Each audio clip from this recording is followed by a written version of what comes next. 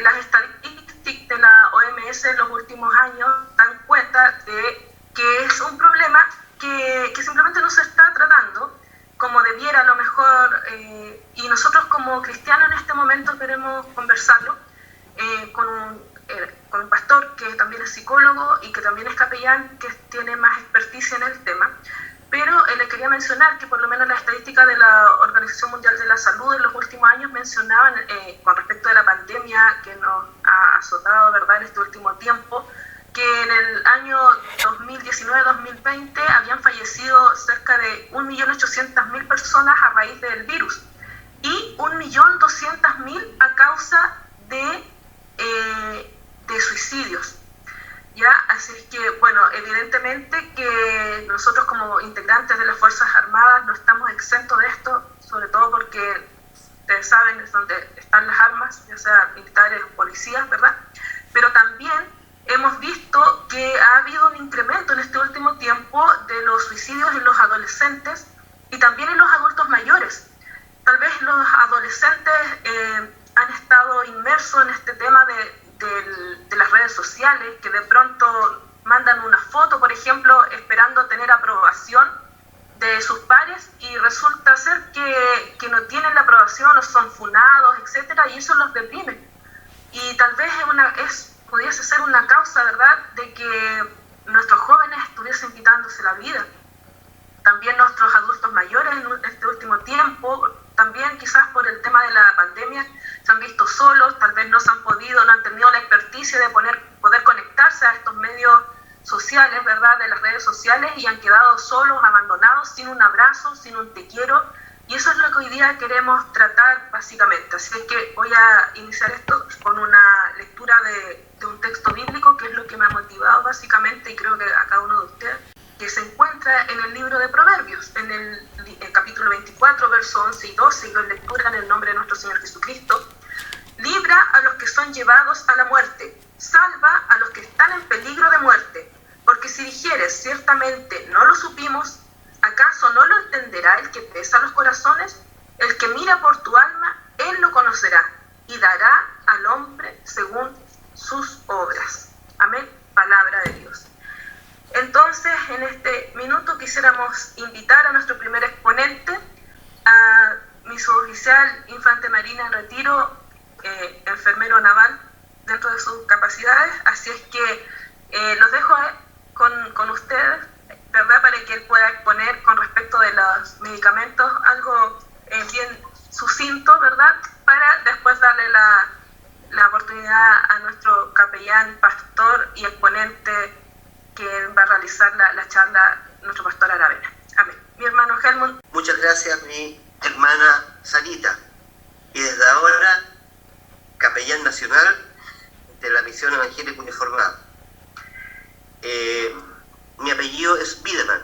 Voy a contarles una pequeña historia antes de empezar con lo que son los medicamentos, porque cuando en diciembre del año pasado mi hermano Orlando Gallardo me pidió una participación para un culto a cargo de la distrito Magallanes, Australia y Magallanes, pensé en hablar de algún aspecto bíblico general o de la historia antigua o contemporánea del Medio Oriente. Sin embargo, todo esto cambió cuando vi en el WhatsApp de la MEU, donde se daba cuenta de una noticia inmensamente triste, en que se había producido un asesinato y posteriormente un suicidio en personal de la policía de la hermana República Argentina, hecho que se iría sumando a otros posteriormente y de los cuales nadie de nosotros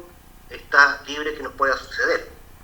Por lo que en esa oportunidad me tomé algunos minutos para referirme con mucho dolor a lo que estamos viviendo como sociedad. A menudo el quitarse la vida es el acto final de una vida desdichada, también con problemas mentales, pero mayormente con cuadros depresivos, que en las jornadas de psicología, neurología y psiquiatría efectuada en el año 2013 en la ciudad de Punta Arenas, con profesionales psicólogos, médicos, tanto de Santiago, Buenos Aires, Montevideo y otras ciudades, se definió al cuadro depresivo y a la depresión en general como cuando duele el alma. Tengo una literatura que guardé de esa oportunidad. Afortunadamente, en la actualidad, el tratamiento farmacológico se puede complementar muy bien con terapias como EMDR o desensibilización y reprocesamiento mediante movimientos oculares. Los psicólogos, como mi pastor Héctor, manejan muy bien estos procedimientos, donde la verdad se puede observar una clara disminución de la angustia por diferentes causas. Ahora voy a pasar a compartir pantalla para explicarles un poco mejor lo que son los aspectos del tratamiento farmacológico de la depresión.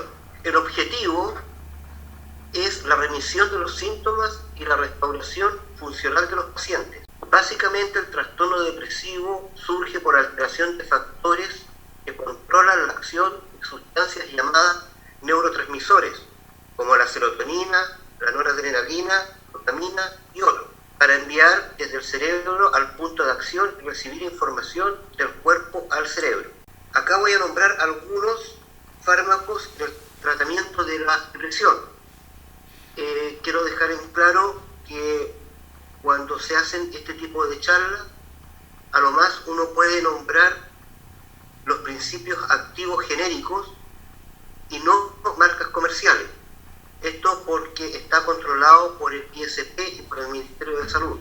Menos se pueden dar dosis de medicamentos para tomarlos en el día o en una sola dosis.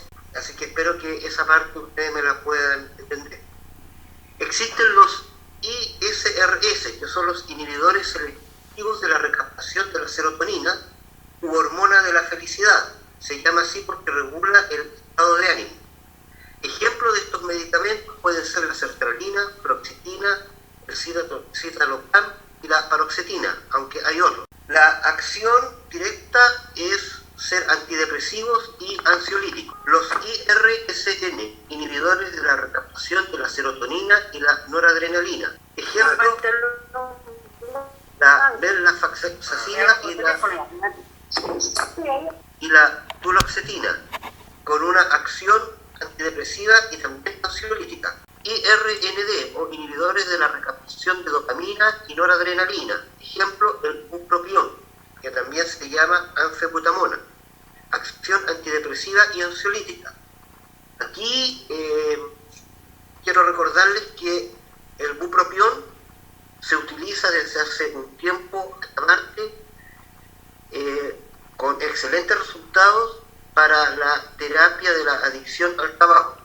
Están los AIRS, que son los inhibidores de la recaptación de serotonina y antagonistas de receptores 5-HT, que son mediadores de la neurotransmisión tanto excitatoria como inhibitoria. En general, hay neurotransmisores que se consideran excitatorios, como la dopamina, norepinefrina, histamina y la acetilcolina, porque ellos aumentan la probabilidad que una neurona desencadene un potencial de acción.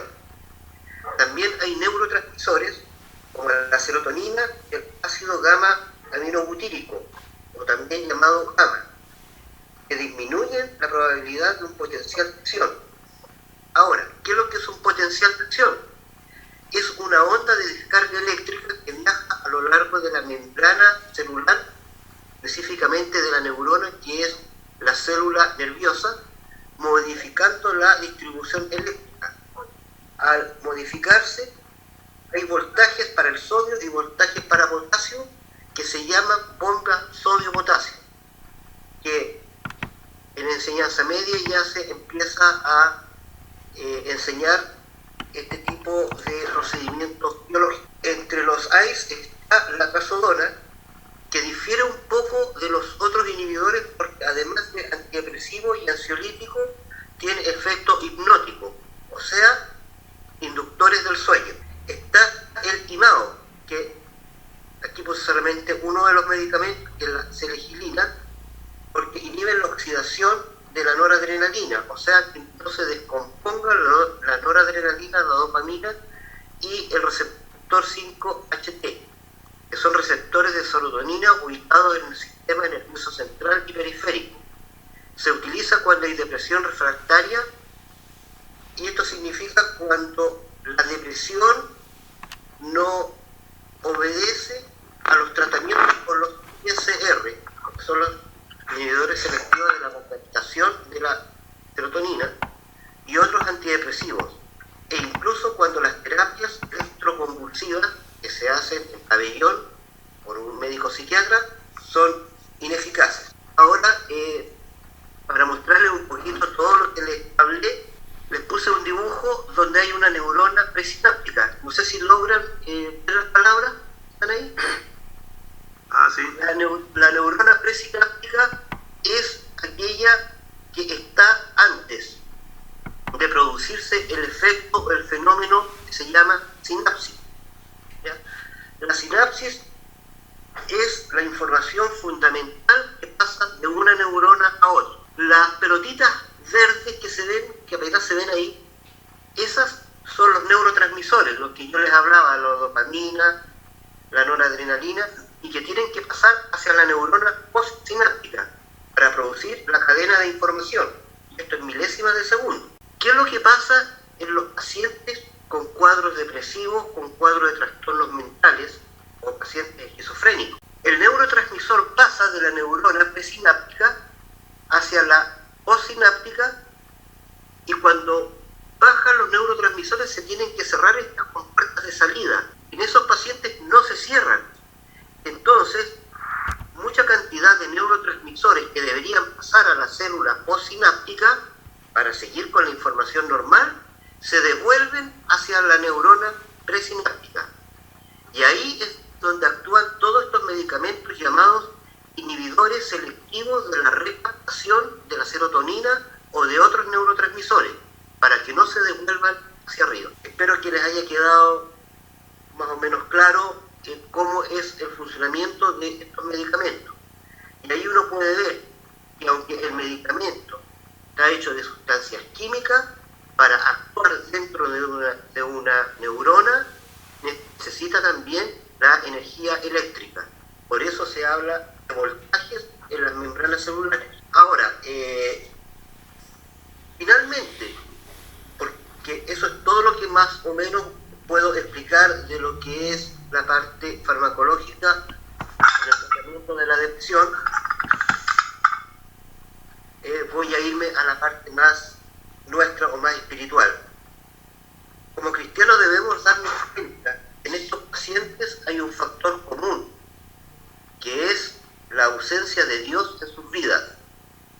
Y todos nosotros somos llamados, como dice el póster de invitación, a reconocer las señales, escuchar y dialogar, buscar ayuda para quienes sufren, y además orar y llevar la palabra de Dios, que es poderoso para guardar. Sobre todo, y aquí quiero hacer hincapié, en jóvenes y niños, no excepto los adultos por supuesto, porque ellos sufren además otro trastorno muchas veces que se llama trastorno bipolar o trastorno maníaco-depresivo, y en los cuales se puede ver que están en una situación de euforia, de mucha alegría, y pasa un rato y caen en un estado de completa tristeza y depresión.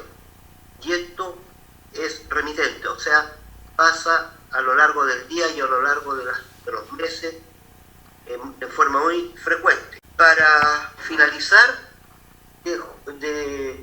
también les voy a comentar de un cirujano norteamericano que dijo una frase muy interesante y que es válida también para este tipo de pacientes y para cualquier otro tipo de situaciones en la vida. Este cirujano del siglo XIX dijo: el destino de los heridos descansa en las manos de quien aplica el primer vendaje. Por lo tanto, el destino de un paciente con problemas mentales, con depresión, con tendencia al suicidio, descansa en quien es el primero en reconocer las señales, en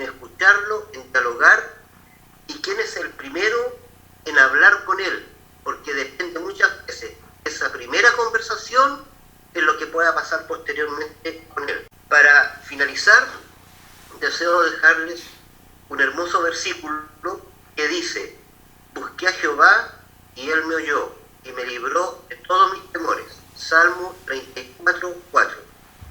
Que el Señor les bendiga y, como dice mi estimado hermano Manuel Ramiro, unidos avanzamos. Y muchas gracias por vuestra atención. Amén. Muchas gracias, mi hermano Helmut, por esta importante ponencia que ha realizado. De pronto uno no sabe cómo actúan estos medicamentos, así que muchas gracias por esta ponencia.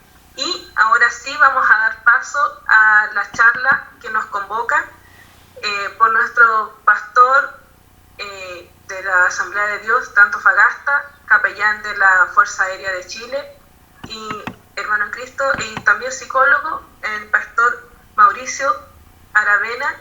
Que el Señor le bendiga. Amén. Que le bendiga a mi pastor.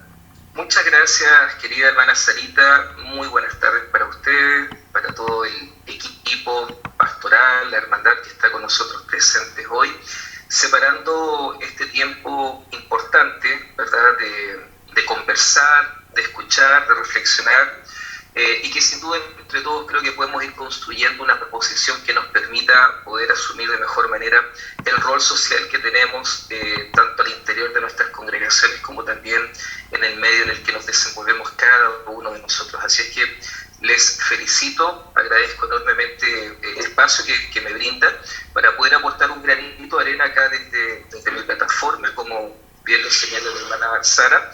Soy pastor, ministro ordenado de las Asambleas de Dios en Antofagasta de Chile, desde hace ya 22 años, ministro del Señor, de psicólogo de profesión, y soy capellán y personal a contrata dentro de la Fuerza Aérea de Chile, con acento acá en la Quintería en Cerro Moreno. Así es que gracias por el espacio, y me parece que pudiésemos ir directo ya a compartir. Vamos a abordar esta temática en dos espacios, en dos bloques de 25 minutos cada uno, o 20 minutos. Vamos a tratar de ajustar al máximo el tiempo para que dejemos espacio en la conversación. La verdad es que quiero comentarles que, más allá de pasar información, que sin duda usted lo puede encontrar en la web, sin duda que usted puede comprar un muy buen libro, bajar muy buenos artículos que hoy día están en la web y nutrir conocimiento desde allá. Más que esto, más que llenarnos de estadísticas, queremos conversar. Me interesa mucho que conversemos y que desde la conversación pudiésemos construir una mirada. De hecho, la presentación tiene como objetivo construir una mirada. ¿Cómo podemos mirar para poder abordar? O mejor, digámoslo de otra manera, no puedo abordar una dinámica como esta si es que primero no tengo una forma de ver, de comprender y entender lo que significan los procesos de ideas o intentos de suicidio. Eso como primer aspecto general. Segundo, generalmente, y acá sin duda que convergemos diferentes iglesias, a veces con teologías y énfasis un poquito distintos entre uno y otro. Sin embargo, desde nuestra mirada, desde la teología que yo abrazo, no nos acercamos a este fenómeno con una visión de juicio, sino más bien queremos acercarnos a este fenómeno con una mirada de comprensión. ¿Cómo podemos comprender para poder ayudar? Bien, dicho esto, quiero invitarlos entonces, si parece que me permitió hermana Sarita compartir, ¿verdad? Ahí sí, perfecto. Quiero entonces abordar con ustedes esta temática que le estamos llamando ideas suicidas y acompañamiento en tiempos de crisis. Es el foco. ¿Cómo podemos acompañar? Recién nos decía de muy buena manera nuestro colega, el hermano Helmut, sobre cómo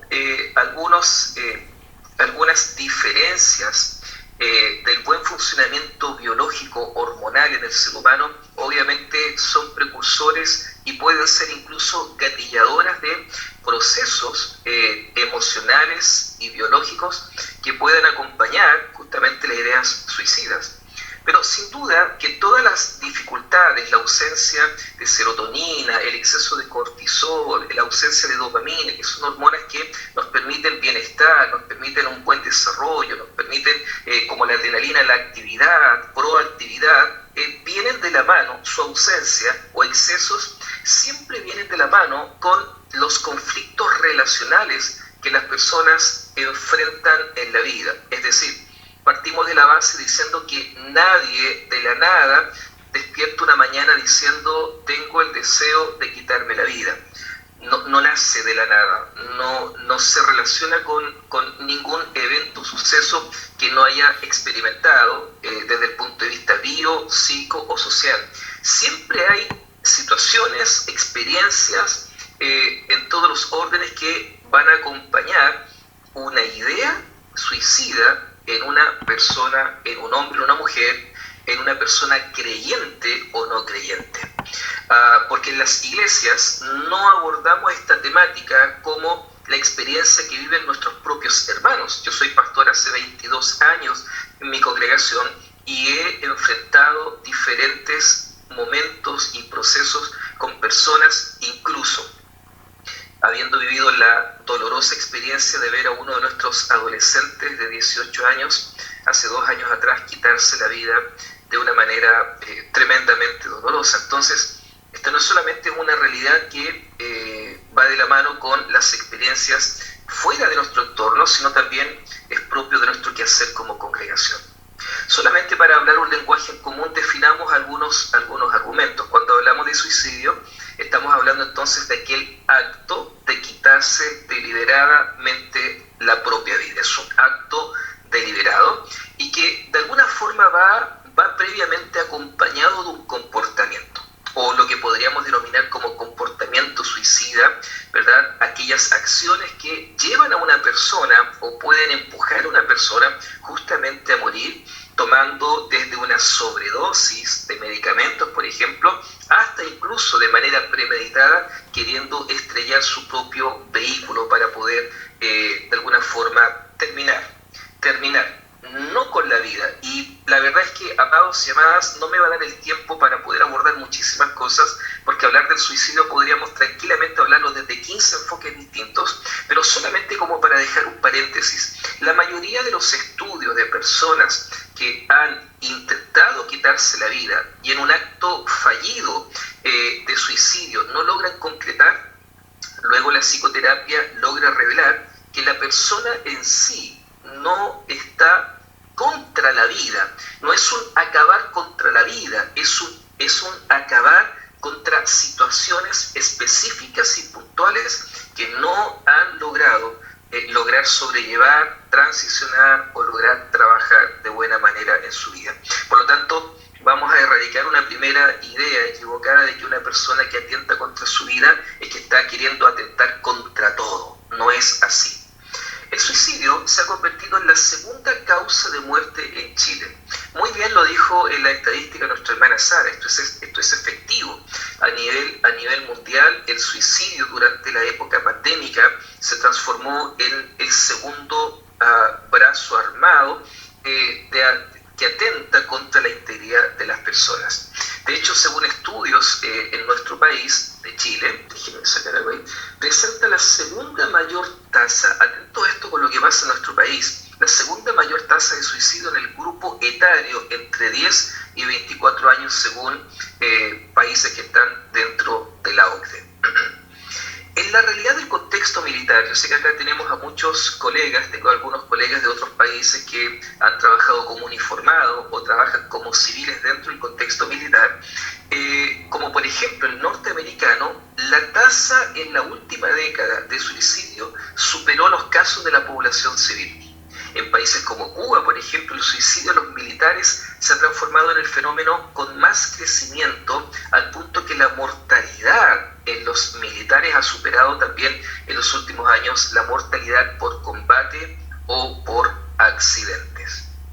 Cuando una persona, o mejor dicho, cuando se habla de suicidio, no solamente estamos considerando el acto en sí, sino que también hacemos referencia a la suicidalidad como concepto fenomenológico que está situado en nuestra realidad y en nuestra sociedad, es parte, nos guste o no nos guste, es parte de la cultura de nuestros países. ¿Por qué? Porque la gente, al considerarlo como una posibilidad, como una idea preconcebida, se hace parte de la conciencia social. Entonces todo esto va a permitir o va a abarcar a todo acto que se va a considerar como un daño hacia nosotros mismos, desde ideas, pensamientos, gestos, intentos o conductas, ¿verdad?, relacionadas con el suicidio. Ideas o intentos letales en todos los grados que esto pudiera suceder o pudiera acontecer. Cuando hablamos de las causas, nuestro hermano Helmut, de manera correcta, nos situó varias causas que son parte de el accionar de una persona que está en una etapa ideando o conceptualizando la posibilidad de atentar contra su vida. En este sentido, cuando hablamos de causa, vamos a entender que el suicidio y los comportamientos suicidas generalmente ocurren en personas con uno o más de los siguientes factores. Atención a esto. Hablamos de personas que tienen trastorno bipolar. Muy bien lo dijo el hermano Helmut. Personas que están diagnosticadas, ¿verdad?, con un trastorno, seguramente ya tienen una experiencia para transformarse en una inestabilidad psicoemocional. Para transformarse en un trastorno necesita lo menos, según el DSM, 6 meses continuos sistemáticos de malestar y problemáticas de funcionamiento, o que van interrumpiendo el funcionamiento normal de la persona que está experimentando ese malestar. Por lo tanto, una persona que ya tiene diagnosticada una bipolaridad, que no es que está pasando un momento de desánimo, a veces coloquialmente nosotros llamamos bipolar a cualquier persona, ¿verdad? Si está molesto o después está riendo, decimos, no, tiene bipolaridad. No. Estamos hablando de personas que tienen un malestar para funcionar en la vida, como mínimo 6 meses. El trastorno límite de la personalidad también, desde el punto biomédico, desde el punto de vista biomédico, también genera una alta potencialidad en una persona que ha sido diagnosticado. Si en nuestra familia, si en nuestra iglesia, si en nuestro entorno laboral tenemos personas que tienen un diagnóstico de trastorno límite de la personalidad, yo tengo que saber, como cercano a esa persona, que existe una potencialidad enorme que en algún momento de desequilibrio biopsicosocial que experimente pudiese estar conceptualizando la idea de poder atentar contra sí. La depresión también es otro factor. Si bien la depresión en sí misma no es un detonante de una persona que quiere atentar contra su vida, en todos los casos de personas que se han atentado contra su vida, la depresión ha sido uno de los factores. ¿Bien? ¿Y por qué hago esta salvedad? Porque no vamos a estar mirando que en cada persona depresiva prácticamente tenemos un potencial,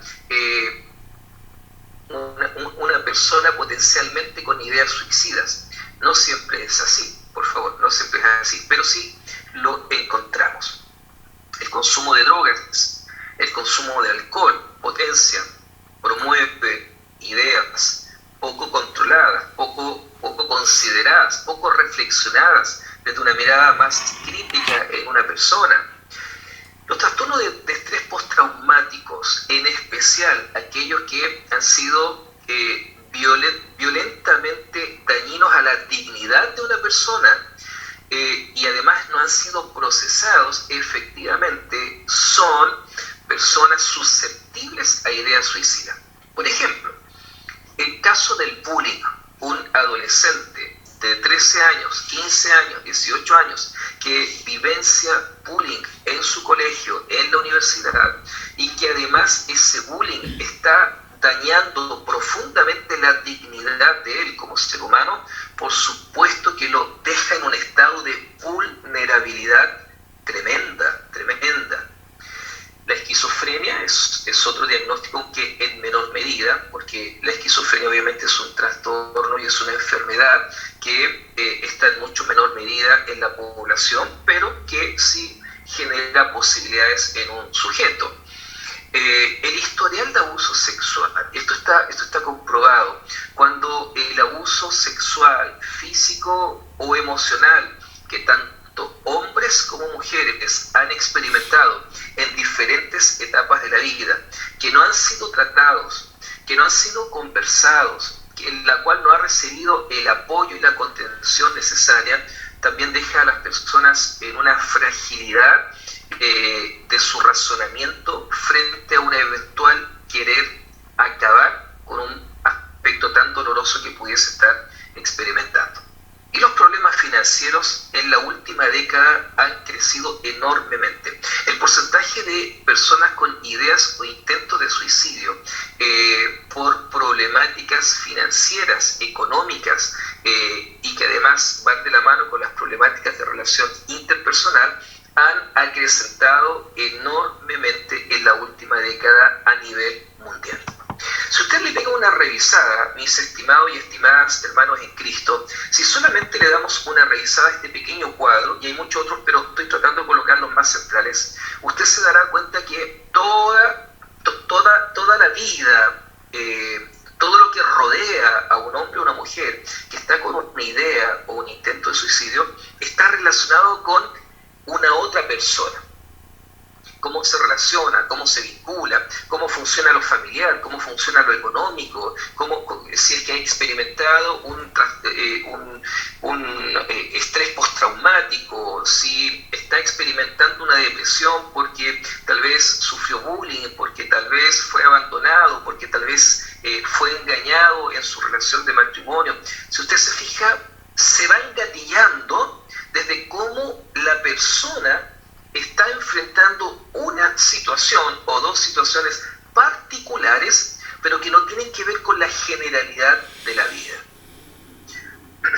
El caso que yo les mencionaba, y otros más que he conocido, son personas que han experimentado, y algunos han concretado la idea porque han decidido querer acabar con esa experiencia, con esa situación, o tal vez con el recuerdo que una persona todavía les genera y que no han logrado ser sanadas o restauradas, si es que son creyentes, por el Señor, o si es que no es creyente, seguramente se han transformado en situaciones extremadamente agobiantes. Las personas que intentan suicidarse con frecuencia están tratando de alejarse de una situación de la vida que les parece imposible manejar.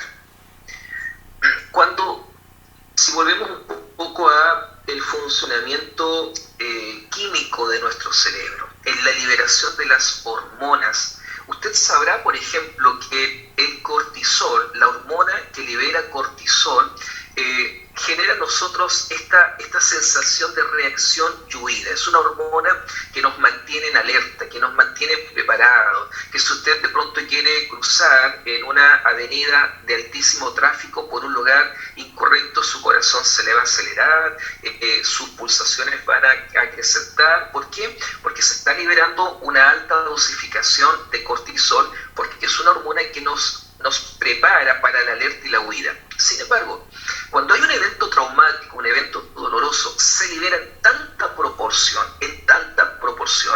que si no logra reducirse al paso de las horas, porque así como se libera, así también luego se recapitula hacia sí misma, si no logra bajar los índices, entonces esa persona queda con un alto nivel de cortisol, lo que va a implicar un alto nivel de estrés y lo que va a bajar la capacidad de pensar reflexivamente.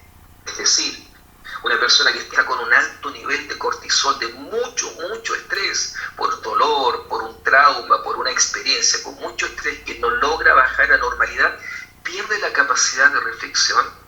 Y desde la neurociencia se ha descubierto que las personas con ideas de intento de suicidio tienen excesiva cantidad de cortisol en su cerebro, a situación que no les permite pensar y reflexionar las decisiones que están tomando. Muchos de los que idean o cometen suicidio o tienen intentos de ideas de suicidio, lo que ellos entonces intentan es aliviar, dijimos, diferentes sensaciones. Y hay sensaciones como la sensación de vergüenza, un alto porcentaje de mujeres, por ejemplo, que han sufrido violación o abuso sexual, quedan con una experiencia traumática de vergüenza. Y también sensaciones de culpabilidad. Las personas que quieren acabar con su vida también tratan de terminar con esa sensación de ser carga para los demás. Muchos de ellos no buscan ayuda, muchos de ellos no golpean puertas, muchos de ellos no van a llamar a otra persona por teléfono para decirle, ¿sabes qué, hermano, hermana, amigo, amiga? Estoy pasando un momento difícil, quiero acabar con mi vida. Un alto porcentaje no lo va a hacer porque ellos no quieren ser carga para el resto. Porque ellos están pensando, están en su conciencia diciendo, ¿cómo le voy a generar este problema a mi mamá? ¿Cómo le voy a generar este problema a mi pastor? ¿Cómo le voy a generar esta situación a mi hermana, a mi tío? No. Ellos no quieren ser carga para nadie. También digo, están cansados de sentirse como víctimas. Esto es tremendo, hermanos. Porque una persona que atenta contra su vida siente que las experiencias que han traído traumas y que no han sido debidamente trabajados, lo van victimizando una y otra vez, y hay un momento en que ellos están agotados y cansados de esta experiencia, de sentirse víctima, o de los sentimientos de rechazo. Una mujer o un hombre que han sido abandonados matrimonialmente, un hijo que fue abandonado por sus padres, qué sé yo, hay tantas experiencias que van formando una sensación de rechazo, las pérdidas, la soledad, entre otros más. Todo lo anterior va a generar lo que nosotros vamos a llamarle comportamientos suicidas. Y es importante tratar de observarlo para que vayamos visualizando el entorno en el que cada uno de nosotros se va desenvolviendo. Los comportamientos suicidas pueden ocurrir por una situación o hecho que la persona, en este caso que tiene la idea suicida, la ve como agobiante, es decir, vive una experiencia y ve las situaciones y dice, esto me supera, esto ya no lo puedo sobrellevar. Amo a Dios, conozco la palabra, he disfrutado la bendición de tener al Espíritu Santo de Dios en mi vida, disfruto de la comunión con el pueblo de Dios, pero hay situaciones que ellos piensan que son tan agobiantes que ya no las pueden sobrellevar. Por ejemplo, el envejecimiento. Los adultos mayores tienen la más alta tasa de suicidio a nivel mundial. Y acá podríamos entrar a hablar de otras problemáticas, la falta de normativas a nivel de Estado que puedan darle realmente la significancia a la adultez, al adulto mayor, a la tercera y a la cuarta edad, los espacios en nuestras congregaciones que debiésemos ir construyendo para las personas de la tercera y cuarta edad, el cómo nosotros a nivel familiar vamos creando la cultura para validar el corazón, el carácter, la experiencia de nuestros adultos mayores. Cada vez más nuestros adultos mayores se sienten poco importantes en las sociedades modernas, ¿verdad? Desde manejar, por ejemplo, la tecnología a la cual hoy día todos estamos sujetos. ¿Cuánto de nuestros adultos mayores les cuesta muchísimo trabajar a lo mejor con Zoom, poder enviar, recibir un WhatsApp, responder? Y cuando le preguntan a los hijos o a los nietos o a los bisnietos, ¿verdad? Les hacen sentir, esta generación postmoderna les hace sentir a ellos como una generación inútil. Abuelo, abuela, ¿cuántas veces te he enseñado a encender la cámara? Abuelo, abuela, ¿cuántas veces te he dicho cómo se manda un correo? Expresiones como esas, expresiones culturales, son gatilladoras del aumento en las personas de la tercera edad, nuestros adultos mayores. La muerte de un ser querido, si no es bien procesado, si no logra ser trabajado de manera correcta, por supuesto que puede generar comportamientos. hace 8 meses atrás, aproximadamente 8 meses atrás, se contactó conmigo una hermana pastora de una ciudad en Argentina, que supo de mí, me contactó a través de mis redes sociales, me dijo que necesitaba apoyo psicológico y espiritual porque hacían 30 días que su esposo, el pastor de la iglesia, había fallecido. Les pongo en contexto: un matrimonio de 10 años, sin hijos, donde el pastor muere de un infarto, de un problema cardíaco fulminante. Nunca había sufrido de problemas al corazón, sin embargo, el paro cardíaco que experimentó fue fatal. El pastor muere en los brazos de ella, y eso implica un cambio de vida. Todo le cambió en tan solo una hora de vida. Cuando ella se contacta conmigo, yo le digo: ok, la muerte siempre es un proceso doloroso, pero ¿qué te lleva a consultar? Y la respuesta de ella es: lo que pasa y lo que sucede es que no logro procesar, no logro sacarme la tristeza.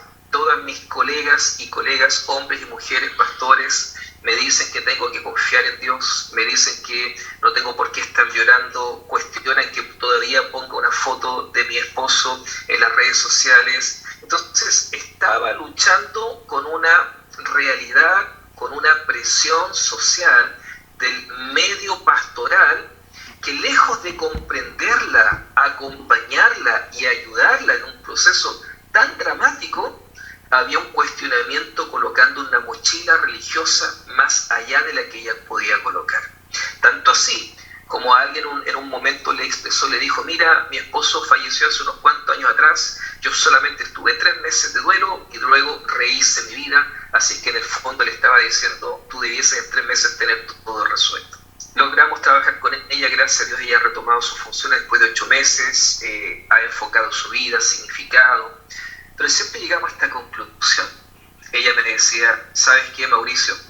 Amo a Dios, amo su palabra, le creo a su palabra, pero hay un dolor que no logro todavía saber cómo manejar. Me decía 8 meses atrás. Entonces, si no logramos acompañar, si no logramos darle importancia a lo que podría significar para alguien perder un ser querido, esto podría terminar de gatillar en una situación traumática y que obviamente puede llevarla a una experiencia difícil. Las enfermedades físicas, por ejemplo, que son graves, que generan mucho dolor. Hoy día en muchos países, incluyendo Chile, se está discutiendo, en algunos países ya se aprobó, ¿verdad?, leyes respecto a la eutanasia, porque justamente va de la mano este sentido de que no se tiene que resistir el dolor, más bien terminemos con el dolor de una. El desempleo, los problemas financieros, etcétera, etcétera, etcétera. Y podemos observar, y con esto quiero cerrar la primera parte, ¿qué tenemos que observar? ¿Cuáles son los síntomas que tenemos que observar en los procesos de alguien que está experimentando dificultad emocional y espiritual? A menudo, no siempre, una persona puede mostrar ciertos síntomas y comportamientos ante un intento de suicidio. No van a ser evidentes, pero en algunos momentos sí logramos visualizar. Comencé diciendo en esta charla que lo que quiero después con nosotros es la capacidad de comprensión. Es como Dios, como el Señor, a través de su Espíritu Santo, genera en nosotros un discernimiento tal que nos permita darnos cuenta, conocer, considerar lo que pueda estar pasando en mucha gente que está alrededor de nosotros. ¿Cuáles son los síntomas que observamos? Una persona que tenga dificultad para concentrarse regularmente o tener problemas para pensar claramente, pero regularmente. No es que de vez en cuando, se me olvidó algo, nosotros ya casi estamos como identificando una idea suicida. No, sino que regularmente hay problemáticas. Una persona que de pronto de la noche a la mañana empieza a regalar todas sus pertenencias. Y yo quiero que tú te hagas cargo de esto, yo quiero que tú te hagas cargo de esto otro. Atención con eso, cuando no existe ninguna circunstancia que lo amerite. Cambios repentinos en el comportamiento de una persona, sobre todo después de haber vivido un periodo de ansiedad. Es decir, alguien que, habiendo vivido una experiencia a lo mejor compleja, usted ve que su comportamiento cambia, pero brutalmente, un día, 2 días, una semana, 2 semanas, un mes, 3 meses. Y por último, la pérdida de interés en las actividades que esa persona de alguna forma solía disfrutar. Tener comportamientos también autodestructivos. Usted observa que empieza a tomar alcohol desmedidamente o empieza a consumir drogas, se empieza a hacer cortes o a hacer daños en su organismo, en su cuerpo físico. Se aleja de los amigos y ya no quiere salir, no quiere relacionarse, no quiere compartir. Y también aquellos que, de alguna manera, hablan acerca de la muerte o el suicidio. Incluso algunos que de pronto, entre broma o broma, conversa, declaran el deseo de querer hacerse daño. Hablar también a aquellas personas que hablan acerca de sentirse sin esperanza, que de pronto usted escucha y observa que el comentario de él o de ella siempre es como desesperanzador para el día de mañana.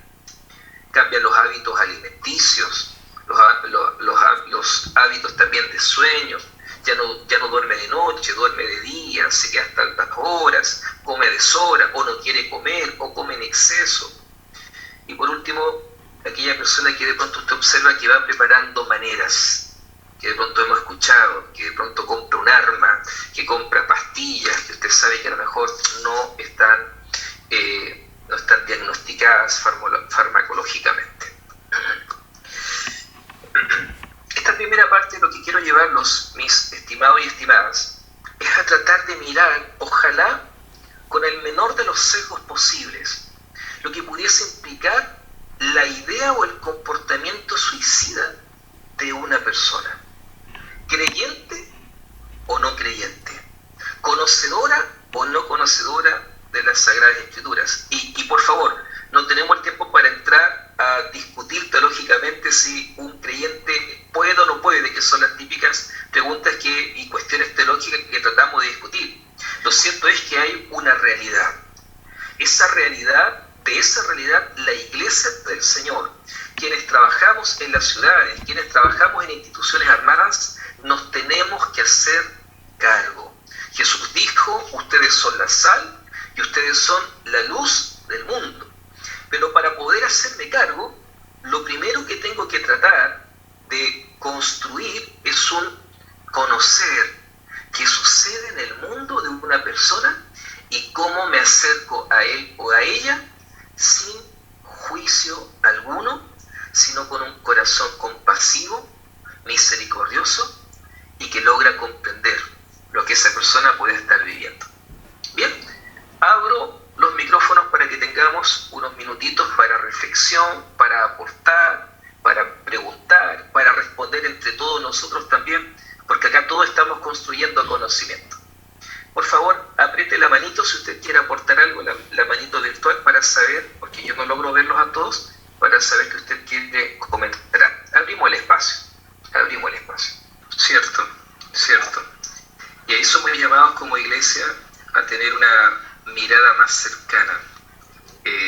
Gracias, Pastor Patricio. Qué bueno escuchar también su testimonio, trabajando también ahí en la primera línea, ¿verdad?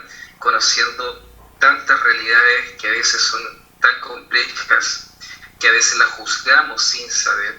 Pero estos espacios que se han organizado nos ayudan a comprender un poquito más para poder desarrollar un aporte, ¿verdad? Gracias, Pastor. Vamos a continuar.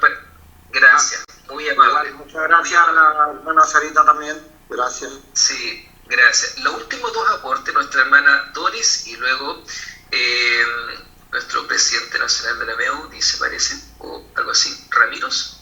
Hermana Doris, primero usted. Y el elemento es que tiene un entorno familiar, tiene una red de apoyos que debiese ser el apoyo, la contención, y que obviamente está extremadamente frágil. La labor que están haciendo ustedes de acompañar y orar, por supuesto que colabora, contribuye. Hay un artículo que yo pero en algún momento escribí, que le estoy llamando cuando un pastor tiene que... Nosotros los pastores, yo soy pastor hace 22 años, nacido en la iglesia desde los 15 años. Entonces, nosotros tenemos siempre en el corazón como pastores querer ayudar y sacar a nuestra gente de las problemáticas en las que están. Pero hay momentos en que nosotros tenemos que ser capaces de derivar para que la persona, el hermano o la hermana reciba ayuda profesional. Si alguien me llega con un hueso quebrado, llega con la pierna en 3 partes, yo no voy a tomar mi fe para decir en el nombre del Señor, pierna se sana. Es probable que suceda un milagro como eso, claro que Dios podría hacerlo, pero regularmente lo que uno tendría que decir es, ¿sabe qué, querido? Ándate a la urgencia, váyase al hospital para que lo puedan atender los especialistas. Si hacemos eso con la medicina, ¿verdad? Si hacemos eso con una persona que tiene problemas en el motor de su vehículo, alguien tiene un problema con el motor, no le decimos, ven para orar por el motor, le decimos, anda al mecánico. Entonces, una persona que está en adicción o que está enfrentando procesos de depresión severa o que está con ideas suicidas, nosotros junto con seguir acompañando, porque el acompañamiento nunca lo perdemos, nosotros derivamos para que pueda iniciar un proceso profesional de ayuda. En el caso de una persona drogadicta va a necesitar ayuda farmacológica, va a necesitar ayuda terapéutica, va a necesitar construir un vínculo relacional con la familia. Son muchos los factores para ayudar a esa persona a salir de ese cuadro. Gracias. Yo quiero dar paso ahora a nuestra hermana Sara para que ella continúe, tengamos un espacio y luego continuamos con la segunda parte donde vamos a abordar justamente lo que hicimos en la primera parte es tener un acercamiento, una mirada comprensiva del fenómeno y ahora vamos a ver cómo lo podemos abordar de buena manera. Hermana Sara, le dejo a usted. Muchas gracias, mi pastor. Excelente ponencia. Yo creo que todos estamos ahí muy expectantes, muy atentos de los tips que nos está dando. Y bueno, ahora vamos a tener un breve tiempo de break, por si alguien quiere tomarse un juguito, alguna cosa. Él vino a mi corazón, soy feliz con la vida que Cristo me dio. Cuando Él vino a mi corazón.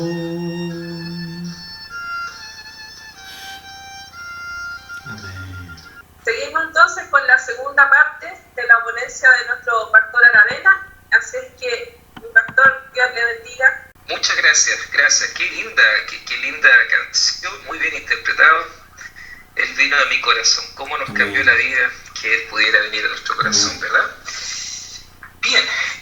Vamos con la segunda parte, vamos a tratar de ver algunas consideraciones que son interesantes de poder verlas para seguir comprendiendo un poco este fenómeno y ver como iglesia, como creyentes, cómo lo abordamos. Mientras que los hombres son más propensos que las mujeres a morir por suicidio, las mujeres son 2 veces más propensas a intentar suicidarse. Es decir, tenemos ahí datos que nos muestran sobre las características de género, en este caso a los que nos vamos enfrentando para el abordaje. La mayoría de los intentos de suicidio no terminan en muerte. Muchos de estos intentos se llevan a cabo en una forma en que el rescate sea posible. Estos intentos a menudo representan una llamada de auxilio. Esto es importante saberlo, porque si estamos frente a una experiencia de algún colega, camarada, hermano o hermana de nuestra iglesia, familiar nuestro o alguien cercano, que supimos que se tomó unas pastillas, que se cortó las venas, que se lanzó de un piso X y esa persona salvó, lo que menos tenemos que ser capaces de decir es señalar, seguramente está llamando la atención, otra vez está con esto. No. Siempre son una llamada de auxilio. Algo está pasando en el mundo de esa persona. Hay situaciones que está experimentando que no han logrado resolverse. Esa persona quiere terminar con esa situación o experiencia que le están agobiando. Por lo tanto, tratará de utilizar la idea suicida como una manera de acabar con esa problemática específica. Eso es lo que nosotros dijimos en esta primera etapa de la exposición. pero siempre, y ahí yo lo recalco en color amarillo, será vista como una llamada al auxilio. Algunas personas intentan suicidarse de una manera que sea menos probable de ser fatal, como envenenamiento o sobredosis. No hay estudios científicos al respecto, más bien uno infiere que siempre pareciera ser que en el momento de querer concretar con la idea, generalmente la persona está como tratando de encontrar una última respuesta antes de llegar a un desenlace fatal. Por eso algunos, digámoslo así, toman la decisión, pero la toman con ciertos matices, como tratando de esperar a ver si algo pudiese cambiar. No me voy a tomar tal vez las 40 pastillas de una, pero me tomé 20. Hace un par de años atrás me encontré con una experiencia como pastor, tenía que juntarme con una persona de una iglesia que había pedido consejería, y cuando llego a la casa, la persona no me abre, hacían 15 minutos que me había enviado el WhatsApp, escuchaba música dentro de la casa, llamo al hermano de esta persona, me dice: pastor, debiese estar en la casa, el esposo estaba en un lugar inaccesible e inubicable. Finalmente forcé la puerta por autorización del hermano, y cuando entro vi yo a esta dama que se había cortado sus venas, se había tomado medicación. Sin embargo, los cortes no fueron tan profundos, ni la cantidad de medicación daba como para una sobredosis que generara algún tipo de reacción fatal. La tomamos, la llevamos a emergencia. Bueno, luego cuando comenzamos a conversar con ella, después de ser hospitalizada varios días, nos dimos cuenta que había problemáticas a nivel relacional, había noticias que ella había, situación a la que se encontró que jamás había pensado a nivel matrimonial. Y entonces uno comienza a darse cuenta que las personas, a pesar de una decisión tan drástica que nosotros observamos y que no vamos a juzgar, lo que están tratando es de decirnos, en el fondo, por favor, ayúdenme. Pero la ayuda no está en relación de que no vuelva a tomarse el medicamento, sino más bien cómo resolvemos. Porque cuando luego nosotros lo llevamos a terapia, en este caso los terapeutas, podemos a las personas hacerle lo que le llamamos nosotros la pregunta milagrosa. Y la pregunta milagrosa es decirles a ellos: ¿qué crees que debiese cambiar en tu vida para que esta sensación de dolor, de pena, tristeza, qué sé yo, que experimentas pudiese cambiar? En el caso de ella era poder recuperar mi matrimonio, poder restaurar mi matrimonio. Entonces el foco de atención de inmediato en el acompañamiento es: trabajemos y colaboremos en el proceso de relación de pareja, en el proceso de relación de matrimonio. Hoy día, después de 3 o 4 años que los veo, están bien como matrimonio, incluso con un hijo que nació en el camino, están sirviendo al Señor. Entonces, a lo que quiero llevar es que siempre las personas en el fondo están tratando de pedir algún tipo de ayuda. Los hombres tienen mayor probabilidad de escoger métodos violentos, como dispararse, por ejemplo. Como resultado de esto, los intentos de suicidio en los hombres tienen mayor probabilidad de terminar en muerte. Los parientes de personas que intentan o cometen suicidio a menudo se culpan o se enojan mucho. Pueden ver el intento de suicidio como egoísta. Es que esta persona es egoísta, no pensó en nosotros, no pensó en su familia. ¿En qué estabas pensando cuando se te ocurrió hacer tal o semejante cosa? Lejos, fíjese, este comentario, lejos de querer comprender, lo que hace es establecer un juicio moral sobre la decisión de esa persona. Las personas que intentan cometer suicidio con frecuencia creen erróneamente que le están haciendo un favor a sus amigos y parientes al irse de este mundo. Es que yo prefiero desaparecer para no ser más problema de mi papá, es que prefiero no serle nunca más una carga para mi mamá, es que ya no quiero ser un problema para mis hijos, etcétera, etcétera, etcétera. ¿Cómo se puede prevenir el suicidio? ¿Se puede realmente prevenir? Esta expresión en realidad está bajo cuestionamiento. Hay algunos que señalan que el suicidio no se puede prevenir, hay otros que dicen que sí es posible, pero para poder nosotros adoptar una posición, quizás necesitaríamos hacernos un par de preguntas, formular un par de preguntas. Primero, el primer paso es averiguar si la persona corre riesgo de seguir sus sentimientos suicidas, las ideas suicidas.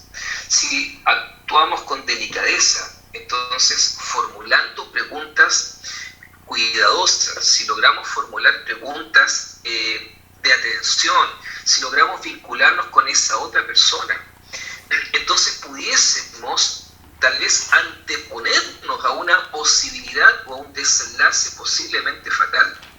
Aquellos que creemos que sí es posible prevenir, no pasa por entregarles un formulario a la persona que diga 12 pasos para que nunca te quites la vida. No, sino más bien cómo somos capaces de leer, cómo somos capaces de interpretar, cómo somos capaces de conocer lo que está pasando en el entorno de la gente con la cual yo me relaciono.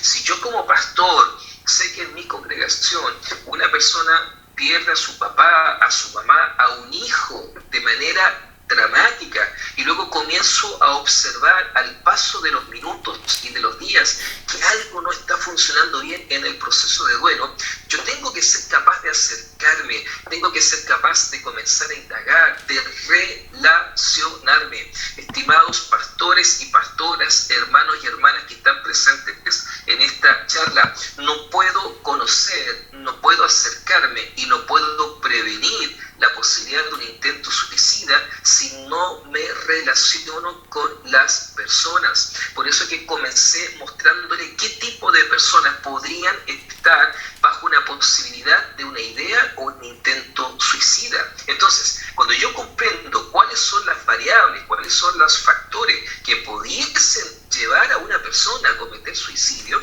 ¿verdad?, o desarrollar la idea del intento del suicidio, yo me tengo que acercar, relacionar. Si es un colega, si es un camarada de armas, me enteré que sufriste una ruptura, lo siento enormemente, amigo, amiga, camarada, seguramente es un proceso difícil. No me acerco para preguntarte qué pasó, no me acerco para preguntarte quién tuvo la culpa, solo me acerco para que sepas que puedes contar conmigo. Cuando tú te relacionas, amado y amada, cuando nos relacionamos con las personas, entonces se va a activar la primera secuencia que a mí me pudiese llevar a prevenir una idea o un intento suicida. Nosotros nos vamos a preguntar o vamos a tratar en la conversación, en el diálogo, tratar de conocer lo que la gente dice en su narrativa. Por ejemplo, cómo están afrontando lo que le ha ocurrido en su vida. Cuando yo me acerco, cuando yo me relaciono y escucho el cómo lo está afrontando, entonces me va a permitir comenzar a construir la idea frente a qué persona estoy. A veces podríamos observar, yo le podría preguntar a una persona, ¿te sientes con ganas de darte por vencido? Yo podría preguntarle, ¿piensas en la muerte? ¿Piensas en hacerte daño? ¿Has pensado alguna vez si a lo mejor una persona que vive un evento traumático, difícil, de ser abusado, de sufrir, por ejemplo, acoso laboral, qué sé yo, ¿has pensado alguna vez en el suicidio? Entonces todas estas conversaciones, estas narrativas me van dando luces frente a qué persona estoy. ¿Pensaste cómo o cuándo lo harías? Me voy introduciendo. ¿Tienes acceso a armas? ¿Tienes acceso a objetos que puedan ser utilizados como herramientas para hacerte daño? Lo que quiero hacer con esta primera tentativa, mis estimados y estimadas, es que yo no puedo saber qué pasa en el otro a menos que me relacione. Y si no me logro relacionar con el otro, la pregunta entonces es, ¿cómo podría evitar un suicidio? ¿Cómo podría trabajar con alguien que tiene ideas o intentos de suicidio si no tengo idea de lo que pasa en esa otra persona? Si alguien necesita ayuda inmediata, esto en el caso que nos encontráramos así como in situ con una situación, estoy en el trabajo, estoy en la iglesia, estoy en la oficina, donde sea, y me llaman, me avisan, mi vecino, mi vecina, el chico del colegio de mi hijo, atentó contra su vida. Si estamos ahí in situ, ¿qué tenemos que hacer? Rápidamente no tenemos que dejar a la persona sola, la vamos a acompañar, vamos a estar con él. No te voy a dejar, voy a estar contigo acá. Voy a llamar de inmediato al número local de emergencias, más inmediato. En nuestro caso, acá en Chile, podemos llamar a Carabineros, podemos llamar al SAMU, ¿verdad? Al 133, al 131, podemos llamar a todos los números de emergencia y exponer. Hice ayer la prueba. Quise hacer ayer la prueba a propósito, porque en el caso del servicio de salud, y tal vez el pastor que trabaja en el servicio de salud, si estoy mal en la información, me puede corregir con toda libertad, pero hay un número de atención de salud incluso para ayuda psicológica, el 600 y fracción. Pensé que lo había anotado, no lo anoté. Pero es un número engorroso, y ayer hice la prueba, llamé, si usted quiere mostrarse como contacto estrecho, si usted quiere saber de COVID, y nos empieza a dar una numerología tan larga que para una persona que está viviendo un proceso emocional in situ, esa cuestión es demasiado agobiante. Entonces, a mi juicio sería mucho más rápido llamar de inmediato un número de emergencia, como Carabineros, como el SAMU más directo, incluso hasta bomberos podría ser una muy buena alternativa. Intentemos averiguar de inmediato si la persona está bajo los efectos del alcohol o de las drogas. Tenemos que hacer ahí una revisión, observar su verbalización, si es coherente, no es coherente, si sus pupilas están o no están dilatadas, ¿verdad? Si hay una reacción al contexto en el que se encuentra la persona. Tenemos que hacer ahí un sondeo preliminar para saber frente a qué situación estamos. Informemos de inmediato a un familiar o a un amigo acerca de lo que está sucediendo. Por favor, estimados y estimadas, pastores, pastoras, hermanos y hermanas, no pensemos que somos el superhéroe que va a resolver ahí la problemática. Usted tiene que ponerse en contacto de inmediato y llamar con el tino necesario, ¿verdad? Si es un joven, si es un hijo, ¿verdad? Llamaremos al padre, a la madre o al hermano. Sabes que tu hijo, tu hija está en una situación delicada, por favor necesito que te acerques, tomó una decisión tal vez algo apresurada, ¿verdad? Pero acá está siendo controlada, estamos en tal lugar, que si usted entrega toda la información, pero informa en este caso a la familia. Si un amigo o un ser querido habla o se comporta de una manera que te hace pensar que podría intentar suicidarse, no intentes manejar la situación por tu cuenta. Vamos a seguir reforzando esta idea. Primero, busque ayuda de un profesional capacitado. Si nos encontramos frente a una situación in situ, ¿verdad? Y ya fue atendido en urgencia y ya fue estabilizado, ¿verdad? Y ya a través de la farmacología pudieron bajar los niveles de ansiedad. Luego tenemos que acompañar a esa persona para que busque ayuda en un profesional. Segundo, tenemos que animarla a que esa persona llame a una línea directa. Hay líneas directas para la prevención del suicidio. En muchos países funciona bastante de manera certera, porque además se trabaja en la privacidad, en el anonimato. Lo tercero es que necesitamos ofrecerle a esa persona ayuda para buscar asistencia y apoyo. No le voy a decir, sabes que tienes que ir al psiquiatra, tienes que ir al psicólogo, no, yo te voy a ayudar, yo te voy a acompañar, busquemos, llamemos, saquemos hora, yo te paso a buscar, yo te voy a llevar. Esa es la labor que nos corresponde a nosotros como hermanos y amigos o camaradas en la fe. Cuarto, necesitamos alentar a las personas a comunicarse, con nosotros, contigo, ¿verdad? Tranquilo, puedes hablar conmigo, mi teléfono está disponible para ti las 24 horas. Alguien le puede decir, oye, no se te ocurra decir 24 horas, pero en la primera etapa, esa persona que está bajo una idea suicida tiene que saber que tú y yo somos incondicionales. Y cuando me llame, no le vamos a decir, oye, ¿sabes que estoy ocupadito, te llamo en media hora más, te llamo? No, yo dejo todo. Y lo que esté atendiendo lo dejo de lado para darle prioridad, porque esa persona tiene que saber que para mí es prioridad, porque está en un proceso emocional absolutamente inestable. Seamos respetuosos y reconozcamos los sentimientos de la persona. No tratemos de convencer a la persona que modifique sus sentimientos ni que exprese sorpresa. Oye, ya, pero si mira, no es para tanto, tienes que confiar, el Señor hizo un sacrificio por ti. Sí, todo eso lo sabemos. Y lo más probable es que la persona sí lo sepa, si es creyente, pero está en un estado emocional que no logra comprenderlo. No sé si usted me va a entender. No logra razonar como usted está razonando. Ni tampoco decirle, oye, ya, pues llevamos una semana de que pasó este evento, sonríe un poco, pues viejo. No, yo me acerco y podría decir, por ejemplo, observo que todavía estás triste. ¿Pasó algo más, amigo, amiga? ¿Te sucedió alguna situación? ¿Enfrentaste algo que te haya afectado? ¿Me cuentas? Acá estoy para ti, todo. O sea, en vez de hacer un juicio a priori, trato de comprender qué pueda estar pasando. Y con eso lo que estoy haciendo es validar sus emociones. Si esa persona me dice, no, estoy triste porque no puede ser lo que se me ocurrió, entonces yo me acerco y le digo, está bien estar triste. Lloremos. No hay problema. Porque desde ahí tú vas a comprender que nunca más tal vez esto debiese pasar. Valorámoslo.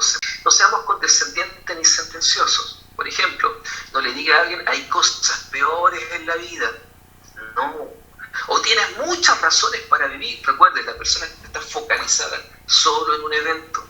En el lugar de aquello, nosotros podríamos hacer preguntas como, ¿qué te hace sentir tan mal? ¿O qué te podría hacer sentir mejor? ¿Cómo puedo ayudarte a que te sientas mejor? Preguntas como estas, ¿verdad? A esa persona la saca de esa sensación de incomprensión. ¿Y sabe lo que va a pasar? Va a comenzar a conversar contigo. Y te va a comenzar a abrir el corazón. O te va a comenzar a mostrar qué es lo que realmente quiere resolver. Y desde ahí focalizo mi oración. Desde ahí nos ponemos a orar al Señor para que Dios haga el milagro. Desde ahí trabajamos con la persona. Nunca prometas mantener en secreto los pensamientos suicidas de una persona. Yo tengo que ser comprensivo, pero tengo que explicarle a esa persona que quizás haya momentos en que no puedo prometer mantener algo que me diga, sobre todo si sé que su vida está en peligro. En ese punto yo tengo que buscar ayuda. Amigo, y a lo mejor ahí puede pasar, porque usted me dirá, oye, y si le digo que yo voy a hablar, que se quiere suicidar, nunca más me llama, créame que en un alto porcentaje no sucede así. Es más, mucha gente que luego logra revitalizarse de una idea de suicida, termina diciéndole a aquel que habló, gracias por no haberte quedado callado. Tranquiliza a la persona haciéndola saber que la situación puede mejorar. Yo sé que esto es difícil, yo sé que lo estás pasando muy mal, pero vamos pasito a pasito. En algún momento va a salir el sol, en algún momento las cosas pueden mejorar. Ten tranquilidad, en algún momento. Bien, vamos llevándolo entonces paso a paso. Y por último, 9, si es posible, eliminemos los elementos potencialmente peligrosos de la casa. Si es un familiar nuestro, ¿verdad?, que está pasando un proceso de depresión o tiene ideas suicidas, entonces yo tengo que resguardar, tengo que hacer un chequeo previo en mi hogar y comenzar a borrar todas aquellas cosas que pudiesen ser un peligro inminente para ese familiar. Tomemos en serio los signos del comportamiento suicida, mis estimados hermanos, tomémoslo muy en serio. Si alguien dice que está pensando en el suicidio o se comporta de una forma que te hace pensar que esa persona podría tener pensamientos suicidas, no le quites importancia a la situación ni la ignoremos. Ni mucho menos, por favor, y esto lo digo con mucha responsabilidad como pastor, lo dejemos todo a la oración. Por supuesto que vamos a orar si yo me entero que alguien en mi congregación está pasando en un momento difícil, pero de inmediato tengo que prestarle atención y generar la red de apoyo necesaria para que esa persona tenga la ayuda integral para ese momento determinado. Muchas personas que se suicidan han expresado su intención en algún momento. Quizás pienses que está exagerando, pero la seguridad de tu amigo o ser querido es lo más importante. No te preocupes porque esto genera tensión en la relación, ya que la vida de alguien está en juego. Si alguien te dice, nunca más te voy a hablar, no se preocupe por eso. Lo importante es que estamos poniendo bajo protección a una vida. Y por último, tú no eres responsable. importantísimo para todos nosotros, de evitar que alguien termine con su vida. Pero nuestra intervención puede ayudar a la persona a ver que hay otras opciones disponibles para mantenerse seguro y recibir tratamiento. Recuerde que una persona con idea suicida piensa que es la única forma de salir. Isaías 61:1, yo uso la versión Dios habla hoy, señala lo siguiente, el Espíritu del Señor está sobre mí, dijo Jesús, porque el Señor me ha consagrado, me ha enviado para dar buenas noticias a los pobres, para aliviar a los afligidos, para anunciar libertad a los presos y libertad a los que están en la cárcel. El profeta Isaías, cuando escribe, ¿verdad?, y hace esta descripción de la manifestación del Espíritu del Señor, y luego Jesucristo lo valida ahí, ¿verdad?, frente a los religiosos de la época, es para entender de que el Señor ha venido a nuestra vida para que usted y yo demos alivio a los afligidos, demos buenas nuevas a los que están en una pobreza del alma, para que anunciemos libertad a aquellos que piensan que no hay ninguna otra salida. Preguntas reflexivas que podemos asumir frente a un proceso, frente a una etapa, es preguntarme a mí mismo, ¿qué puedo hacer para incrementar la seguridad de esta persona? Si el Señor me mandó a anunciar las buenas nuevas, a llevar la salvación, a llevar libertad a los cautivos, ¿pero qué puedo hacer? Decía delante la hermana Doris, para incrementar la seguridad de este joven. Esa pregunta me la tengo que responder yo. Yo acá no le puedo dar todas las respuestas porque cada persona es distinta y cada contexto es distinto. Pero hagámonos estas preguntas. ¿Qué puedo aliviar? ¿Qué puede aliviar el dolor y la perturbación de esa persona, incluso en la mínima cantidad? Y por último, ¿cómo facilito lo anterior? ¿Cómo bajo este dolor, la sensación, cómo mejoro el alivio? ¿Qué puedo hacer yo, Mauricio Aravena, directamente por él o directamente por ella? ¿Y cómo puedo involucrar a otras personas como red de apoyo? El desafío entonces es enorme.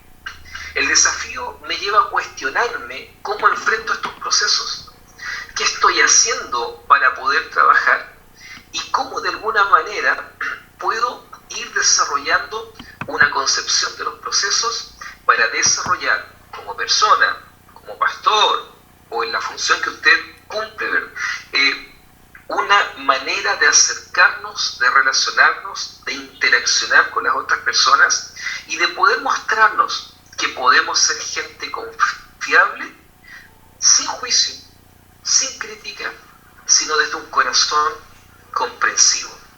Siempre lo digo yo, y se lo comenté a unos alumnos de un curso que estoy dictando sobre acompañamiento para procesos de duelo. Les decía a los alumnos, la gente no tiene por qué confiar en mí solamente porque soy pastor. La gente se tiene que acercar a mí, no por mi cargo ni por mi título, sino porque ve que soy una persona que he aprendido a relacionarme y que estoy dispuesto a escuchar sin crítica, sin juicio alguno, sino más bien comprendiendo, porque a través de mi comprensión, el Señor y solo el Señor puede transformar esa idea suicida en un tiempo de esperanza. Cierro este ciclo. Quiero abrir un espacio para preguntas, consultas, aportes, no antes sin decirle que la presentación del PPT va a estar a disposición suya. Yo se la voy a enviar a nuestra hermana Sara para que ella se la envíe a los correos, si así a usted le parece, la pueda solicitar sin ningún problema. Ahí está. Como alguien dijo, como una vez escuché a un gran predicador decir, ¿cómo no voy a prestar mis apuntes si el apóstol Pablo dejó todos sus apuntes ahí y gracias a eso hoy día tenemos teología? Así que, por favor, está a disposición de ustedes. Entonces, por ahí va mi pregunta, o sea, un poquito más de orientación con respecto a la revictimización de lo que, en este caso, la persona. A ver, lo primero es que nosotros, vamos a ponernos en este rol, como consejeros y acompañantes de un proceso, porque eso es lo que vamos a hacer. Vamos a estar para brindar orientación, vamos a estar para brindar consejo, pero en especial vamos a estar para acompañar a una persona que ha estado bajo una idea o un intento de suicidio, ¿verdad? Acompañarlo en el proceso. Lo primero que focalizamos es que no ayuda en nada preguntarle qué hizo, por qué lo hizo, cómo lo hizo, cuándo lo hizo, cuántas pastillas te tomaste, cuántos cortes fueron en la muñeca derecha, cuántos cortes fueron en la muñeca izquierda. Ninguno de esos detallitos, salvo que sea para alimentar, y perdónenme que lo diga así, nuestro propio morbo, ninguno de esos detalles son relevantes para un proceso de acompañamiento. El proceso de acompañamiento es un proceso relacional, es decir, acompañar es caminar junto contigo, vamos a caminar en este proceso. Y en este proceso es como, yo siempre lo ejemplifico con la experiencia del Señor y la mujer adúltera. El Señor no le pregunta, oye, ¿dónde fue que te pillaron? ¿Qué perfume te pusiste? ¿Quién fue la señora? ¿Quién te echó al agua? El Señor no le pregunta detalles. Hay un proceso terapéutico que nosotros ocupamos que se llama el aquí y el ahora. Lo que a nosotros nos interesa es el aquí y el ahora. Entonces, hay muchas de esas cosas que tal vez en algún momento el amigo o la amiga que pasó por este proceso me lo va a querer contar. Y si él me lo quiere contar, porque ya ha ido avanzando, yo le diré así, ¿sabes qué, amigo, amiga, camarada? No necesito en realidad conocer tus detalles. Si me los quiere contar, quizás como parte de este proceso en el que tú quieres desahogar tu corazón, fabuloso. Soy todo oídos y seré todo reserva. Esa conversación quedará entre nosotros y llegará a la tumba. Siempre yo digo eso, y nos iremos a la tumba. Pero yo le trato de hacer saber a la persona que lo más relevante ahora no es conocer los detalles del ayer, sino bien cómo nos hacemos cargo hoy día de lo que está enfrentando y cómo desde ahí podemos trabajar. Desde ahí evitamos la revictimización, porque cada vez que una persona relata y relata y relata lo que vivió, lo que hacemos es activar automáticamente la sensación de ansiedad, no le va a favorecer a la quietud del razonamiento, le va a transpirar las manos, se le va a acelerar el corazón y van a venir un montón de otras sensaciones. Entonces, mi consejo, mi estimado hermano Christopher, y para todo es: focalicémonos en el aquí y en el ahora. Ahora estoy acá, ahora yo, Mauricio, estoy acá y te voy a acompañar, no te voy a dejar, caminemos hacia adelante. Eso es a grandes rasgos, ¿bien? Espero responder su pregunta. Le dejo mi correo ahí, si es posible mandar este material importante que de verdad yo lo tengo como un tesoro. Muchas gracias, hermano César, por sus palabritas. Sí, lo comenté hace unos minutitos. Yo voy a dejar el material en la persona de quien está organizando, en realidad, que es la presidenta de la MEO, ¿verdad? Nuestra hermana Sara, la voy a dejar para que ustedes se lo soliciten al correo de ella, y así también ella va registrando los correos de cada uno de ustedes, y ahí vamos armando una red de trabajo. Por supuesto que siempre hay posibilidad de que sigamos haciendo más cosas, no solo yo, hay muchísima gente. Yo solo estoy colocando un granito de arena, que hay mucha gente también capacitada. La pregunta es si estamos todos dispuestos a invertir. Yo para pararme acá tengo años de estudio, sigo estudiando, sigo sacando otros cursos, sigo invirtiendo muchísimo dinero y tiempo para poder capacitarnos y ser una persona útil en el reino del Señor. Entonces hay que también ir creando esa cultura de que estemos dispuestos a, como hoy día, dejar tiempo de lado, invertir para poder aprovechar una instancia como esta. Antes de pasar a nuestro hermano, a nuestro pastor Salomón, quiero dejarles una frase tips que para mí ha sido parte de mi caminar diario. Y yo lo enseño en los cursos de terapia de duelo. La gente en etapa de crisis no se acuerda de lo que tú dices, se acuerda que tú estuviste. Con eso se lo digo todo. Entonces no tenemos que ser grandes oradores para una persona que está en etapa de duelo o en etapa de suicidio, ni le va a interesar mucho todo el sermón que le podamos dar. Lo único que esa persona se acordará es que Salomón, es que Patricio, es que Helmut, es que Sara, es que Mauricio, es que Blanca estuvieron conmigo. Y tengo una experiencia muy linda que, si me permite, se los cuento en 30 segundos. Este jovencito nuestro que lamentablemente tomó la mala decisión en el año, la difícil situación en el año 2020, al inicio de la pandemia, en La Serena, mientras estaba de vacaciones, nos desplegó de inmediato. Apenas nos enteramos que este jovencito de nuestra iglesia se había quitado la vida, no pasó una hora y con mi esposa estábamos arriba de un bus viajando de Antofagasta hacia La Serena, dejamos todo de lado. Pero cuando se ha concretado el suicidio, la pregunta es, y acá tenemos que abordar otra temática para otra charla, ¿qué hacemos? ¿Cómo trabajamos con la familia de ese jovencito, de esa persona que concretó esa decisión? Y ahí viene todo un proceso de comprensión, de paciencia, donde yo puse a gente nuestra de la congregación solo para acompañar. Me decían, pastor, no somos terapeutas, no necesitan decir nada, solo acompañen, solo escuchen, solo contengan y lloren con ellos si es necesario. Muchas veces nuestra hermana, la mamita de este joven, me decía, pastor, no quiero ir a la iglesia, no porque no ame a Dios, sino porque entro al templo y recuerdo a mi hijo, lo recuerdo en el grupo de jóvenes, lo recuerdo cantando, lo recuerdo haciendo la obra del Día de la Madre. Se llenaba de recuerdos. 1 año y medio la estuvimos pastoreando en su casa porque no podía llegar al templo. Hoy día, después ya de 2 años y medio, ella puede estar en la casa del Señor, colaborar, servir. Es un lindo aporte, pero ahí uno tiene que ir desarrollando acompañamiento. Entonces, ahí tenemos que abordar otra temática. ¿Qué hacemos con la familia de aquel que finalmente lo concretó o cuando no se ha llegado a concretar? Excelente, muchas gracias, muy acertado, qué bueno. Esa es la manera. Nos acercamos desde la relación simétrica, no asimétrica, ¿verdad? No jerárquica. Desde ahí Jesús empezó. Bueno, mis estimados, yo no quiero tomar más tiempo, quiero dejar a nuestra hermana Sara. Quiero agradecer sobre todo a los pastores y pastoras que de manera humilde han escuchado mi exposición. Gracias por la deferencia, gracias por la aceptación. Esperamos haber contribuido en alguna medida. Bendiciones a todos. Dejé ahí mi número WhatsApp, está mi correo también. Como le dije, voy a mandar el material y también estamos siempre dictando cursos de capacitación a congregaciones, a liderazgos, en diferentes materias que nos pueden ayudar un poco a relacionarnos con las necesidades de las cuales la iglesia se tiene que hacer cargo.